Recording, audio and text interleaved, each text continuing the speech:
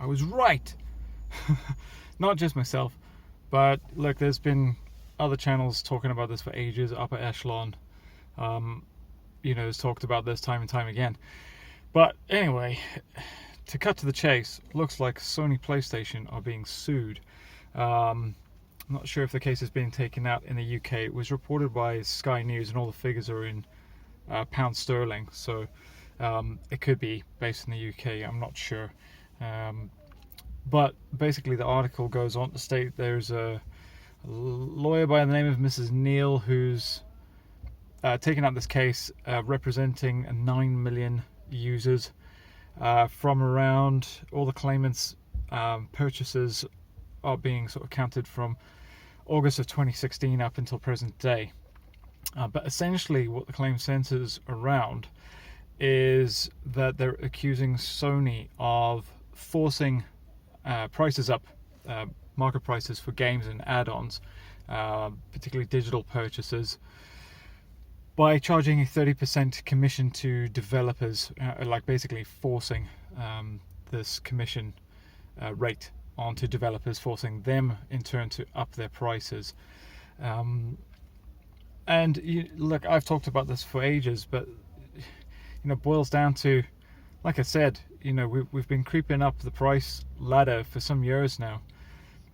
Go back 10 years, and the price for the average game was in that sort of 30 to 50 pound territory. Now we're up to about 70 pounds for a new game, like a full build.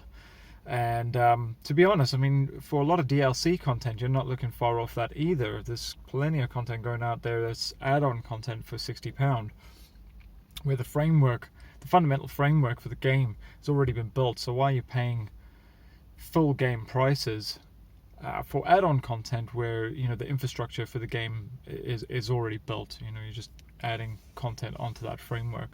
Anyway, I always had issues with it, and it looks like somebody else has noticed, and they're intending to do something about it. And apparently anybody who has made a PlayStation online purchase from August 2016 up until present day, if they win this case against Sony, then you'll be entitled to a claim. That looks to be the situation as it stands at the moment. So this is going to be really interesting to see how this plays out, because it's a game changer for the market if they win this. Question is, can they win it? What recourse does Sony have to argue back? I mean, it is reasonable to charge some kind of licensing fee or take some kind of share for using their online platform as a distribution method. That is fair enough. 30% is a very large chunk for that. I've worked in distribution, and I've got to be honest, I mean, usually you're taking a smaller cut than that. I've got to be honest, for distribution. Manufacturers take a very small amount of profit. Distributors take a little bit more usually than manufacturers do, but not a lot, because ultimately you want to keep the market price, the retail end user price, you want to keep that down as low as possible and keep it competitive. And the gaming industry has kind of gone opposite to that. They're basically treating it as everything being charged at a premium. Now, I will make some exceptions here. There's definitely some indie developers out there where something different is going on. For the likes of, like, say for example, I've covered on this channel Pacer and Red Out 2. Those are more kind of like indie style projects, and they're generally more affordable, around that sort of 30 to 40 pound price mark. And there's definitely there must be a variance of arrangements going on with the different companies, or maybe there's like some sort of tier system in place. But it'd be really interesting to see where this goes and what other information is going to come out of this. What else is going to be disclosed? What are we going to find out? But I think it's high time that we did find out a bit more about how are we actually being charged for our purchases, because if left unchecked, this is running away. It's definitely looking like it's running away. And like I've said this for time and time again, if somebody didn't do this, they were going to price themselves out of the market anyway, because sooner or later they're just going to create a marketplace where parents are just going to not fork out for their kids' entertainment because it's simply too expensive.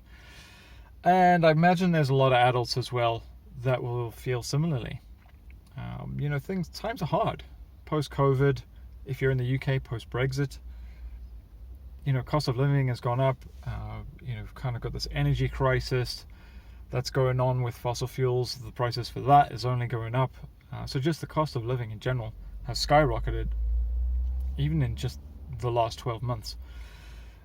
Even more so since the Ukrainian war started.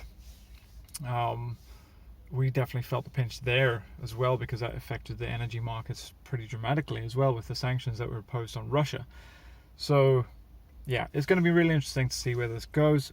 I'm really keen to hear what other kind of details emerge in exactly how PlayStation, and if PlayStation are doing this, you can be pretty sure that this is happening probably on the other side with Microsoft to some degree.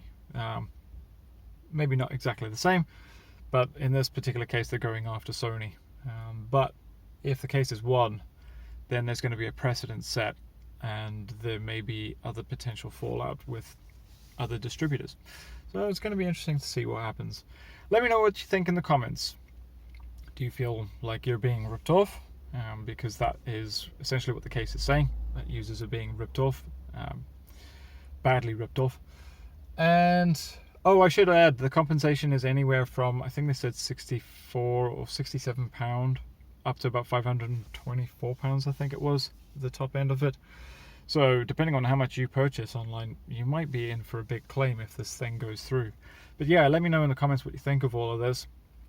Do you feel like you've been ripped off? If so, are you going to be following this and see if you're a claimant? Who knows? Could put money back in your bank, and like I said, it might make gaming more accessible for all once again, as it should be, I think. Don't get me wrong, developers, if you spend a lot in production costs, I do understand having to recuperate that. But when you're selling, if you're one of the big developers and you're selling millions and millions and millions of copies, then in theory it should be pretty easy to recuperate your cost. Let's compare it to the movie industry, the film industry. Take a film like Top Gun, which has got a big budget for a lot of live action stunt work that's done in camera and stuff like that. And you don't go to the cinema and get charged £70 to watch that film. I think that's fair enough. You get charged like £12. So now I'm not saying the gaming industry is able to come down that much, but there's definitely something wrong in the system. There's definitely something wrong. So yeah, I'd be interested to hear your thoughts. Let me know in the comments, and I'll be back soon as I can with more content. Cheers. Take it easy.